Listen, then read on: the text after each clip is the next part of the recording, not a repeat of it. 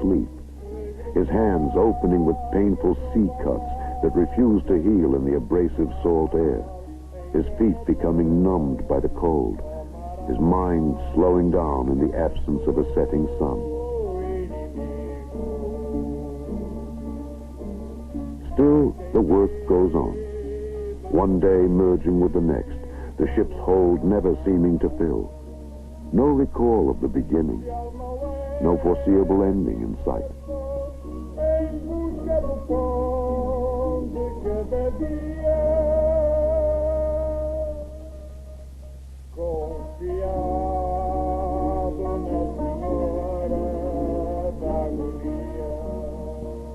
For 5 months, the men have slept 4 hours a night. The captain has slept just 2. For some, sleep came unwillingly.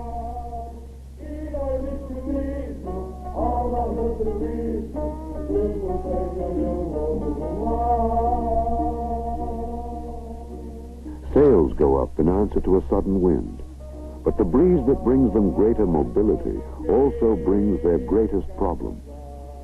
The prelude to Arctic winter, it will grow each day with a tempestuous rage, bringing squall, rain, and icebergs in its wake.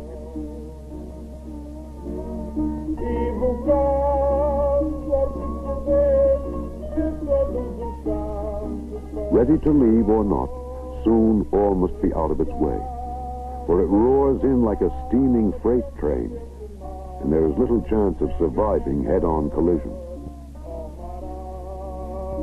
In the race against vanishing time, final tallies are made, double-checked and rechecked again. The José Alberto must carry home almost 1,000 tons of dried fish, 12 tons per man, or she will return in failure. But in the final tally, no disgrace. The end of 6 months' hard labor and a cargo to make any captain proud.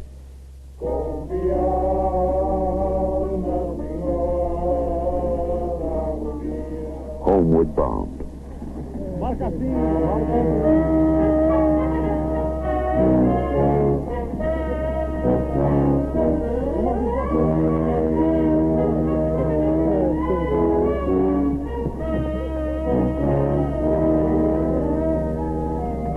The sea that threatened has suddenly turned beautiful. The wind that was moments ago an enemy is suddenly a friend, filling her sails and pushing her on the long-awaited path toward home.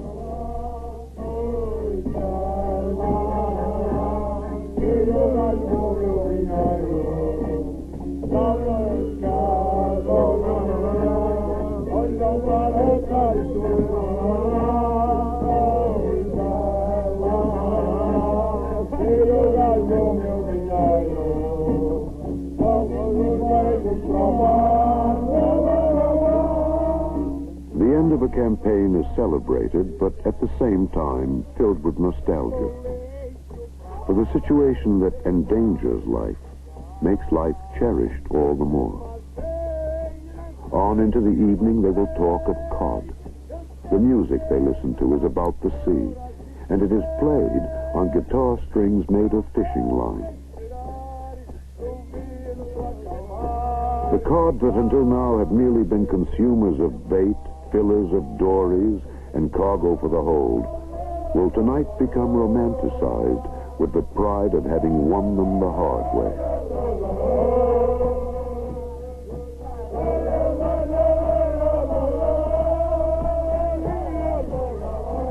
A ship brimming full will bring wages averaging $1,000 for each man. In Portugal, enough to support a family until the next campaign. And as they look forward to reunion with loved ones, the image of the fisherman begins to change.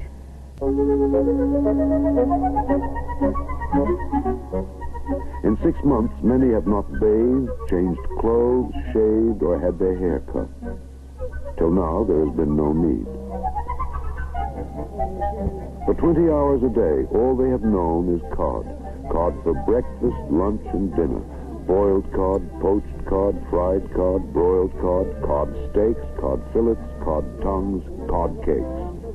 Today, they have a taste of all. But tomorrow there will be meat. Boots worn 3 sizes too big so they can be kicked off in an emergency are now shed for the last time. Roommates and bunk partners exchange addresses with the hope they will find themselves in the same company on the same ship when the fleet goes out again next year.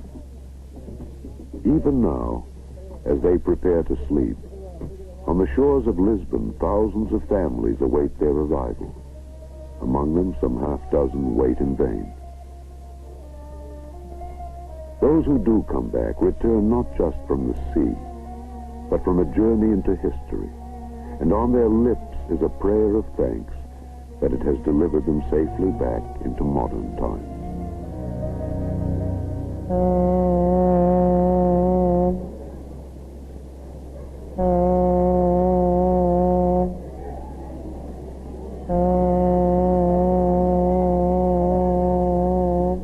Though battle-scarred and weather-beaten, the fleet is a welcome sight. In its absence, many small villages in Portugal have been communities of women and children alone. This is the moment they've talked about, the tomorrow that seemed it would never come.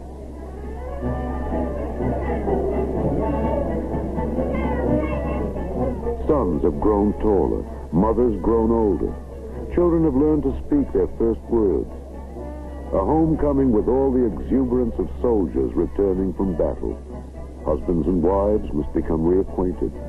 Father and child reestablish their bond.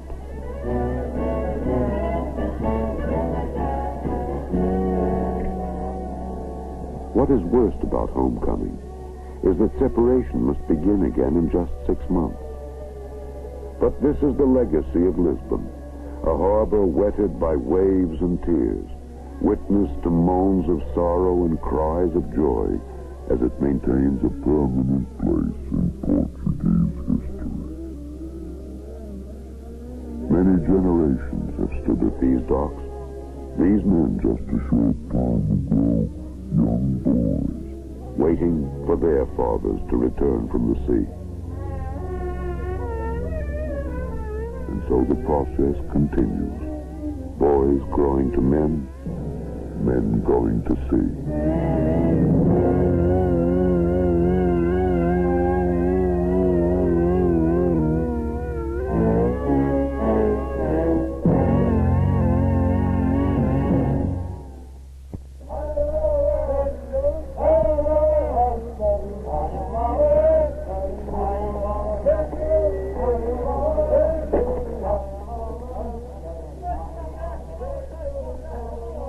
For the 6 months they are home, the thoughts and the skills of the dorymen turn again to the sea. From scores of villages lining Portugal's seacoast, they return to the ocean each day, bringing back a saleable harvest of sardines.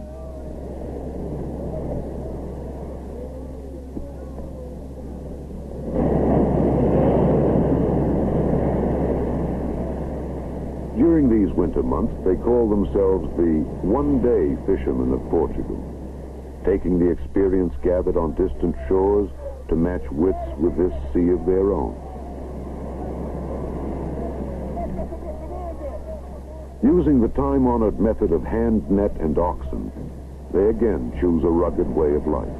But here, a man's labor is rewarded with his return home each night. Here, too, the day's work is exuberantly shared by everyone in the town. Wives, family, lifelong friends.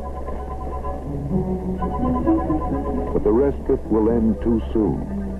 For even now, as they gather their nets, miles away in the harbor of Lisbon, the great white fleet is being painted, repaired, refitted for its next campaign. Soon again, husbands and wives must part to await the end of the long summer alone. To them, it is accepted as a way of life, for life is synonymous with the sea. It is their home, their heritage, a host who has sustained them for as long as they have inhabited its shores. It is the very breath of Portugal and her indomitable men of the sea.